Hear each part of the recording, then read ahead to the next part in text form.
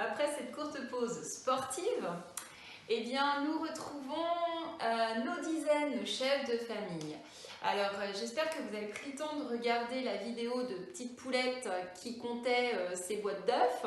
Dans chaque boîte d'œufs, rappelez-vous, vous avez 10 œufs.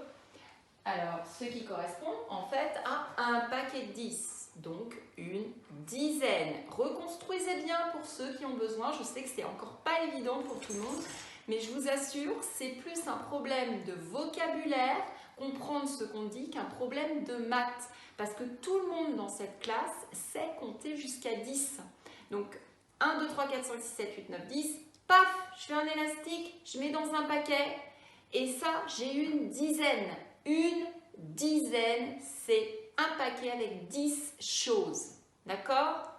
Donc, on a appris que nos chefs de famille, quand ils se mariaient entre eux, ils ne pouvaient faire que des chefs de famille. Souvenez-vous, mon histoire abracadabrante de chien qui se mariait avec une chienne et qui pouvait faire que des petits chiens. Voilà, c'est la même chose pour nos chefs de famille.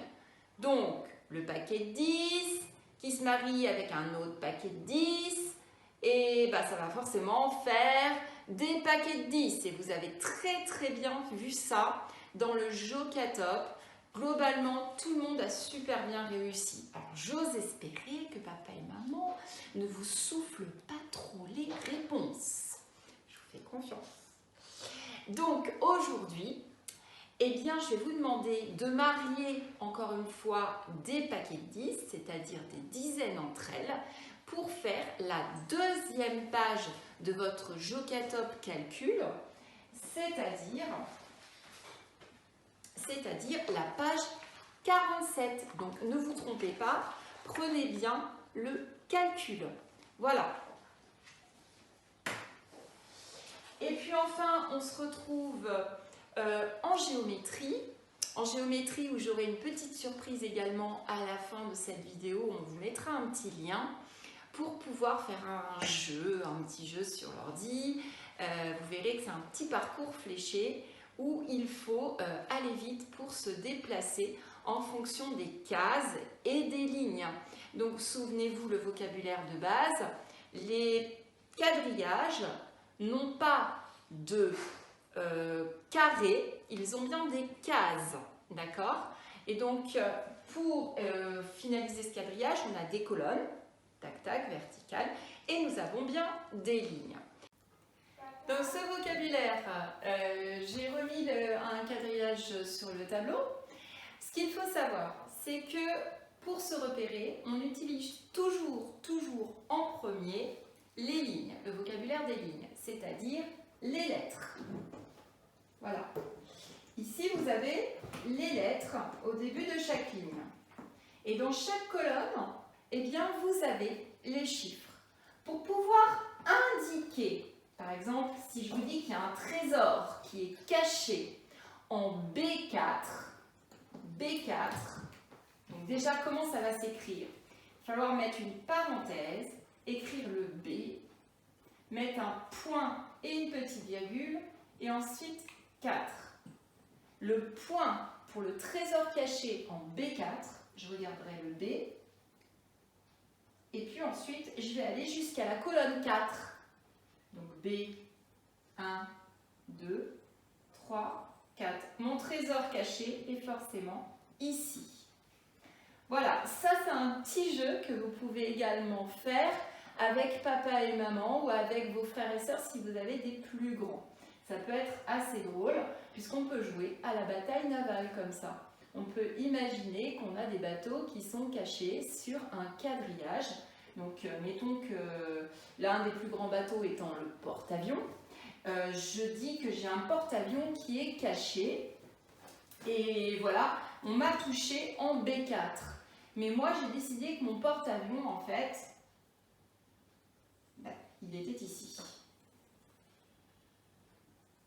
Donc forcément, je suis touchée au milieu de mon bateau, mais pour le moment, je ne suis pas coulée. Donc, mon adversaire va devoir trouver où il y a l'avant et l'arrière de mon bateau, c'est-à-dire la poupe et la proue. Alors évidemment, il va peut-être pouvoir me dire, bon, alors moi je dis que ton bateau est caché en B3. B3. Mais là, je lui dirais, eh bien non, plouf, dans l'eau. Donc, il ne m'aura pas touché. Par contre, s'il me dit en A4, A4, eh bien là, je lui dirais que le torchon brûle. C'est-à-dire que j'ai quand même une grosse partie de mon bateau qui commence à être au fond de l'eau. Voilà un petit jeu que vous pouvez faire, mais attention, vous ne pourrez le faire qu'après avoir pris votre Jogatop Géométrie. Donc cette fois-ci, il s'agit du grand cahier. Et si la semaine dernière, je vous ai demandé la page 24, et bien cette fois-ci, je vous demande la page 25. C'est-à-dire, là, vous avez les lettres et vous avez les chiffres. Et puis, vous avez des trésors qui sont cachés. Et il faut redonner les coordonnées de ces trésors. Voilà. Et ici, il faut faire l'inverse, c'est-à-dire qu'il faut les situer dans le quadrillage. Et on vous dit où est-ce qu'il faut les mettre. Voilà, le soleil, par exemple, est à mettre en A2. À vous de dessiner ce soleil au bon endroit. Je sais que vous êtes tout à fait capable de faire ça. Je vous dis à demain. Non, à jeudi. Et puis, reposez-vous bien demain. Essayez quand même d'ouvrir les fenêtres pour aérer les intérieurs, c'est important.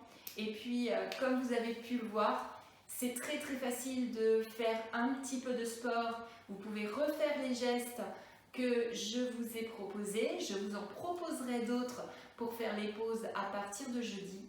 Et on n'oublie pas notre ami, le savon. On se lave bien les mains. On passe entre les doigts.